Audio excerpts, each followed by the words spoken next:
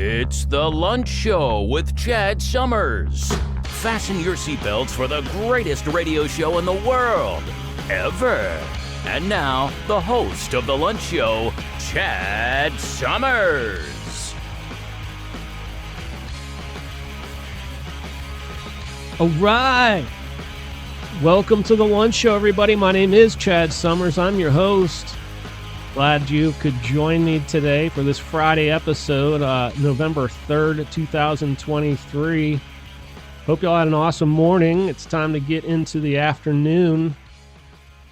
And we'll do that right here at The Lunch Show.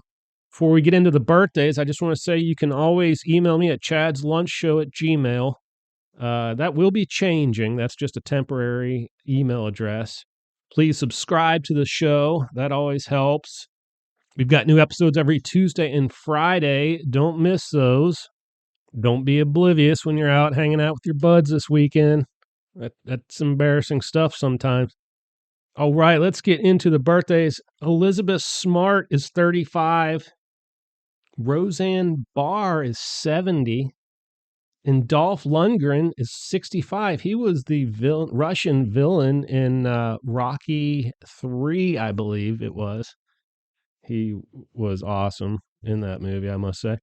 Also on this day in history, 2014, One World Trade Center opened in New York City.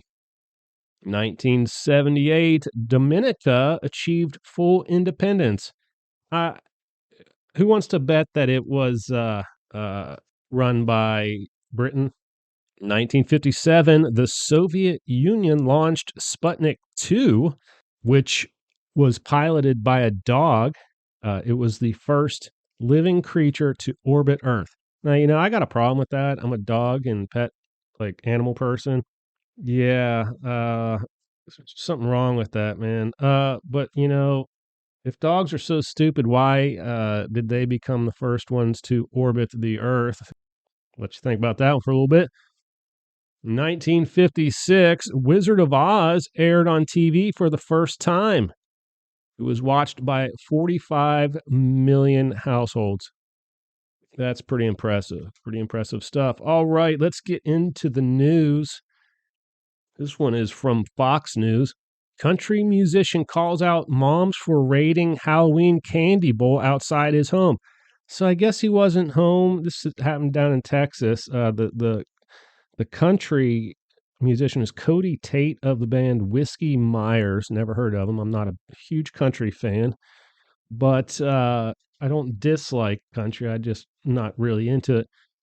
But I guess he put a bowl out, maybe he wasn't home to hand candy out. So he put a bowl out, it's kind of like take one piece per person type thing. That's the idea. I guess he had one of these camera doorbell things, and these moms just raided the bowl. It was ridiculous. It was like they were like knocking the kids out of the way. It is absolutely, it's pretty shocking. I'm not going to lie to you. It's pretty shocking. You need to check that one out. That's at Fox News. Let's see what we got here. This one's hysterical. From Outkick. I've never heard of Outkick, but it came with a video, so you can't deny the video. Shoplifter knocked out cold by a 2-liter bottle of soda to the head. What a shot. Oh my God. So this guy's trying to get out. This employee's trying to keep this shoplifter from getting out of the store. He's using a shopping cart. It kind of looked like they were playing football or something. But next thing you know, out of nowhere, I don't know if it was a man or woman, but someone just chucks this 2-liter. It was a hell of a shot because it was from pretty far away. Knocks this guy out cold. I mean, clear shot, like direct shot to the head, 2-liter, boom, hits the ground and just motionless. It was beautiful. Absolutely beautiful. All right, we've got a story from Newsmax. This is wonderful news. This qualifies to be the good news story at the end of the episode, which we always have at the end of our episodes. That's how we roll here at the Lunch Show. If you've been here before, you know that already. Ex-crypto mogul Sam Bankman-Fried convicted of defrauding FTX customers. Yes, yes. The courts determined he stole $10 billion out of sheer greed. He faces up to 110 years in prison. What I don't get is, uh, what's his name with the Ponzi scheme? From '08. Oh God, I can't even think of his name right now, but he got life. I don't understand why Bankman Fried isn't looking at life. I think he should. That $10 billion is a pretty large amount of money to steal. Got one here from Fox News. Charlie Sheen's initial reaction to daughter Sammy's OnlyFans career. Quote, "This can only go bad."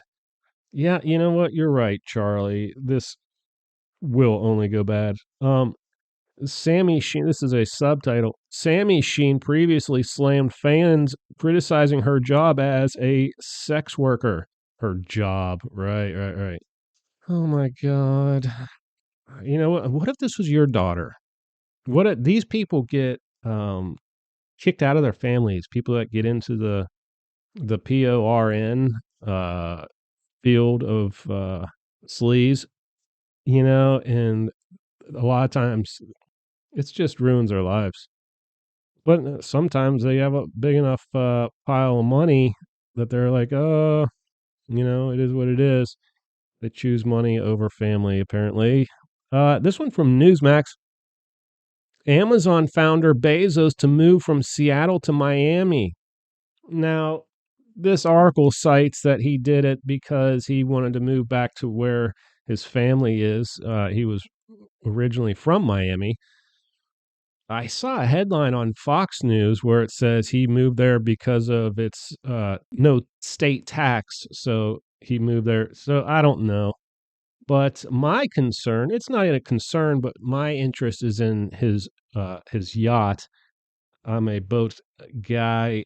He just had the largest private sailing yacht, I believe, built recently for $500 million. He called it Koru or whatever, Koru. And I think that's just like his Mediterranean escape. I believe that vessel is in the Med right now, and it'll probably stay there. I don't see him bringing that to Miami, even if he moves to Miami. So, but yeah, if you haven't seen a picture of that boat, it's pretty fascinating. It's really not. Some people think it's ugly. I think I'm middle of the road. I think it's got classic like lines. It's a classic styled boat, which I give him a lot of credit for doing. There's some really ugly super yachts out there. There's another sailing. It's like a motor sailor, so it's not considered the largest sailing vessel, but it's absolutely hideous, and it's a Russian vessel. But yeah, we'll see what he does with that boat. Got one here from CNN. Quote, "Internally flawless," unquote, "Blue Diamond could fetch 50 million at auction." Holy hell. This one's actually by Reuters via CNN. This one out of Geneva, Switzerland. The largest internally flawless, fancy, vivid blue diamond ever put up for auction could sell for up to 50 million at a Christie's sale of rare jewels in Geneva on November 7th, the auctioneer said on Thursday.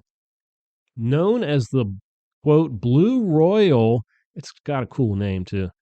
This vivid blue diamond, which is set in a ring, is among the rarest ever to be unearthed. Quote, "What makes Blue Royal so rare and special is its size. At 17.6 carats, it's the largest of its kind," unquote, said Rahul Kadakia, Christie's international head of jewelry. Quote, "The color is very rich naturally, and it is internally flawless as best as he can." So I guess when they look at these diamonds, with the little lens they put up to their eye, I guess they're looking into it to see if there's any flaws in there. I don't know. I'm not a jeweler, but That's way too much money to spend on a rock, but it is what it is. It'll be interesting to see what it goes for. We will follow up on that and let you know. All right, folks, it is that time. It's time for some good news because that's how we roll. That means it's the last story of the show. All right. Before we get to that, I just want to say you can always email me at chadslunchshow@gmail. Let me know what you think. If you got any questions or comments, send me an email. We welcome that. Also, subscribe to the show. Click on all the things that help the show stick around for years and years. All right, let's get into this story. This one is from Good News Now. Millionaire builds 99 tiny homes to cut homelessness in his community. He even provides jobs on the site for them. That's amazing. See, this is what rich people should be doing rather than buying $50 million diamonds. You know what I mean? Oh, goodness. After selling his company for 8 figures to a competitor, one Canadian entrepreneur is using his profit to build a community of tiny homes for those who need it most. In the New Brunswick city of Fredericton, his factory is now churning out one tiny home every 4 business days in a bid to create the 12 neighbors gated community of 99 homes and an enterprise center to give homeless people of that town a real second chance. 12 Neighbors founder Marco Lebrun had a successful social media monitoring company which he sold to an American competitor and is now putting his new money where his mouth was. Every time he used to say something needed to be done about the homelessness problem in the city. Around 1,600 people in New Brunswick found themselves homeless for at least a day last year, reported CBC. That's great. I mean, this is the kind of stuff millionaires and billionaires should be doing. Instead, they're shooting. I don't even want to get into it. I don't want to piss any of them off. I hope you all enjoyed the show. We're going to call that the episode. I hope you all have a nice weekend. Don't be driving around wasted. You know how I feel about that. That's just, it's craziness. You know, we were all young at once, but at some point you got to grow up and be responsible. But until Tuesday, I hope you all have an awesome weekend. Keep pressing on in your life and peace out. All right, folks, that's it for the lunch show today. Don't forget to come back every Tuesday and Friday for new episodes. And don't forget to like, share, tweet, subscribe, friend, listen, email, and tell your friends and family about us. We need every single one of you all. Thank you in advance for your support, and I hope you all have an awesome day. You just listened to The Lunch Show.